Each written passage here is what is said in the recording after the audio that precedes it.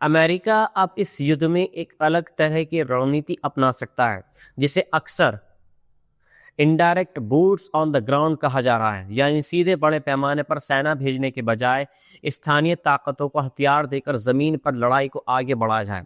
और इसी सिलसिले में एक बेहद अहम रिपोर्ट सामने आई है, जिसमें कहा यह गया है कि अमेरिकी खुफिया एजेंसी CIA कथित तौर पर ईरान के भीतर विद्रोह भड़काने के लिए खुद लड़ाकों को हथियार देने की योजना पर काम कर रही है।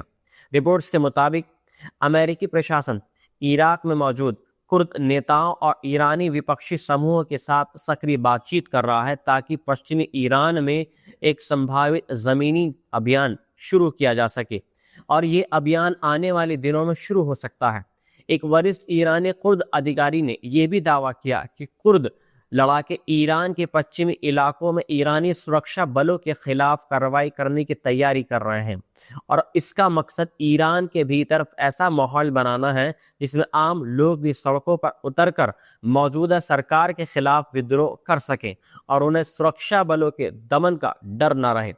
जानकारों का कहना है कि ये वही रणनीति है जिसे अमेरिका ने पहले भी कई जगहों पर इस्तेमाल किया है, जहां स्थानीय ताकतों को समर्थन देकर राजनीतिक परिवर्तन लाने की कोशिश की गई थी।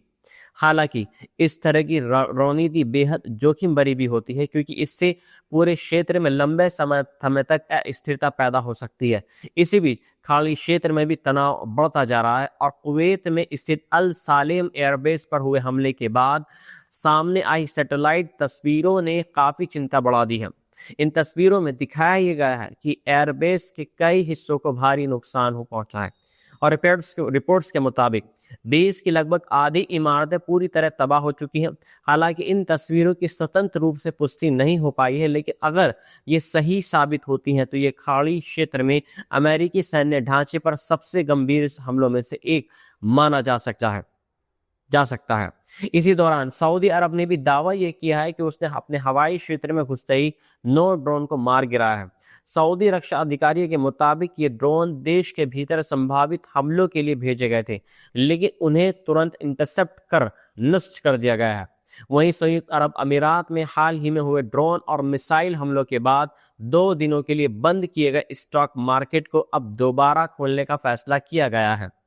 यूएई के कैपिटल मार्केट रेगुलेटर ने घोषणा की है कि बुधवार से देश के शेयर बाजार फिर से सामान्य रूप से काम करेंगे।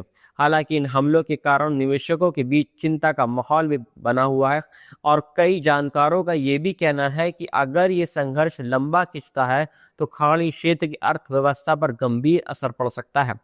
इसी बीच एक और बेहद महत्वपूर्ण जानकारी सामने आई है, जो इस युद्ध के एक नए आयाम की ओर इशारा करती नजर आ रही है। नासा के सैटेलाइट डेटा के अनुसार संयुक्त अरब अमीरात के फुजेरा क्षेत्र में स्थित F1 independent water desalination plant के पावर स्टेशन में आग और नुकसान के संकेत मिले हैं।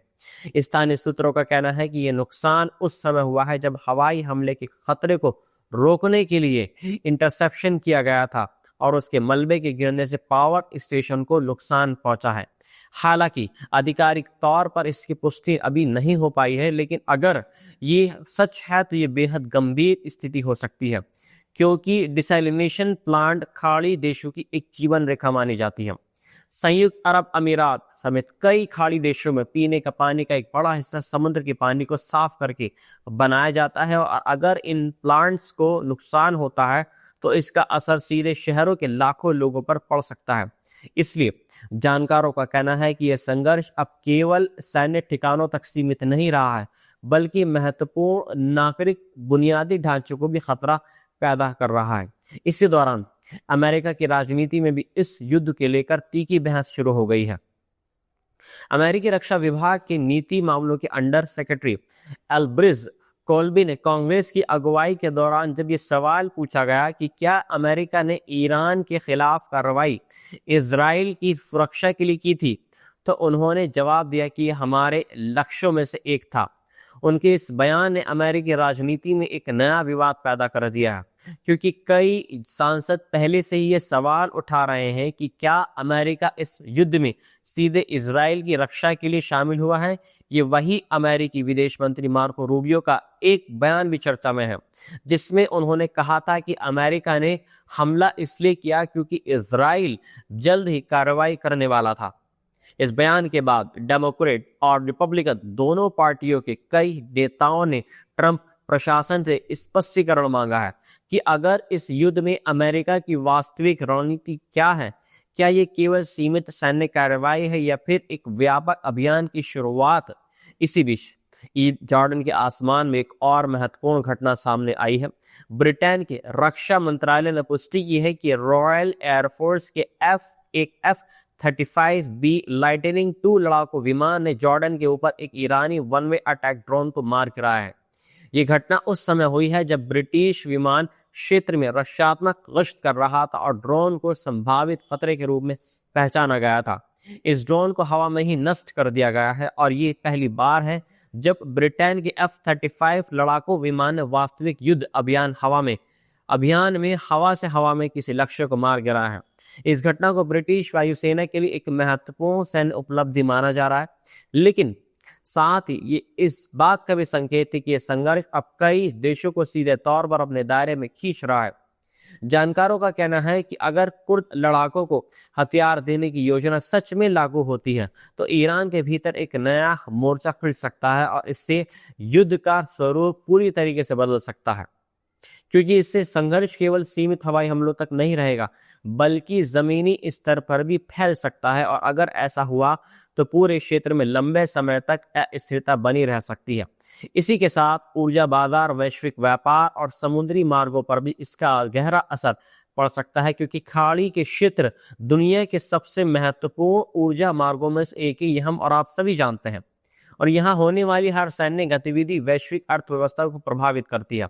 इसलिए दुनिया भर की निगाहें इस संघर्ष पर भी टिकी हुई हैं कि आने वाले दिनों में हालात किस दिशा में जाते हैं। क्या ये टकराव सीमित रहेगा या फिर एक बड़े क्षेत्रीय युद्ध में बदल जाएगा। क्योंकि फिलहाल जो घटनाएं सामने आ रही हैं वे इस बात का संकेत दे रही हैं कि तनाव लगातार बढ़ रहा है और हर नई घटना इस घटना को और जटिल बना रही है।